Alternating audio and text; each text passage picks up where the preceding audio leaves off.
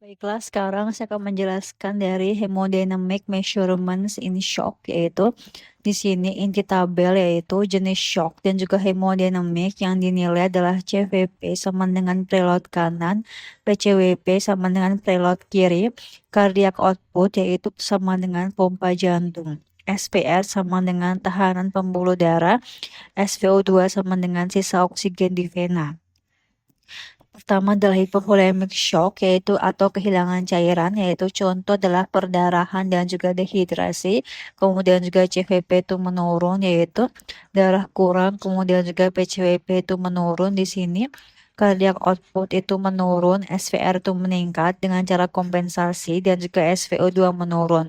Hafalan yaitu semua turun kecuali SVR naik. Jadi kan karena kurang darah otomatis dia preload kanan menurun, preload kiri menurun dan juga cardiac output itu menurun. Nah, di sini dikompensasi dengan SVR yaitu dengan cara meningkat. Nah, kemudian juga adalah cardiogenic shock yaitu jantung gagal pompa. Contohnya adalah infark miokard yaitu CVP itu meningkat karena gagal dipompa maka darah menumpuk di kanan dan juga PCWP itu meningkat maka darah menumpuk di kiri atau preloadnya tinggi banget.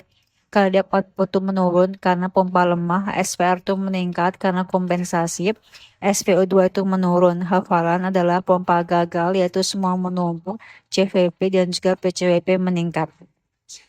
Nah, ketiga adalah obstructive shock yaitu ada sumbatan, contoh adalah emboli paru dan juga tamponet yaitu CVP meningkat balik ke jantung terhambat, yaitu PCWP menurun, darah tidak sampai ke kiri karena ada hambatan, makanya darah nggak bisa ke jantung kiri. Cardiac output menurun, kemudian juga SVR meningkat, SpO2 itu menurun. Hafalan adalah masuk ke jantung susah sehingga kanan penuh dan juga kiri kosong.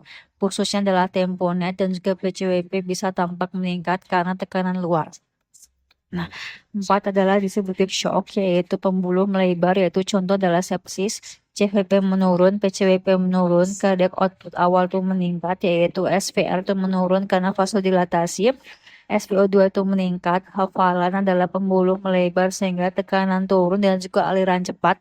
Nah, ringkasan cepat adalah di sini CVP itu pada hipovolemik itu menurun karena kurangnya aliran darah, pada kardiogenik itu meningkat karena dia darah nggak bisa keluar sehingga menyebabkan darah menumpuk di kanan, jantung kanan, maka CVP meningkat. Obstruktif itu juga meningkat karena nggak bisa mengalir dari paru ke jantung kiri, maka di jantung kanan akan meningkat. CVP sama dengan preload yaitu maka CVP meningkat. Distributif juga menurun karena vasodilatasi yaitu darah nggak bisa balik ke jantung, jadi otomatis preload kanannya juga akan mengurang.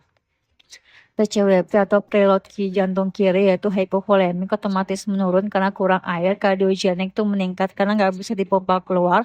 Obstruktif yaitu dia menurun karena darah nggak bisa mengalir ke jantung kiri. Distributif juga menurun. Cardiac output hypovolemik menurun, kardiogenik menurun, obstruktif menurun, distributif meningkat di awal-awal aja.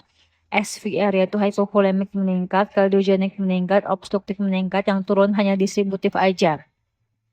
Kunci USMLE adalah cardiogenic shock yaitu semua naik kecuali CO turun, hypovolemik yaitu semua turun kecuali SVR naik, distributif kebalikan yaitu SVR turun, cardiac output naik, obstruktif yaitu kanan jantung, kiri kosong.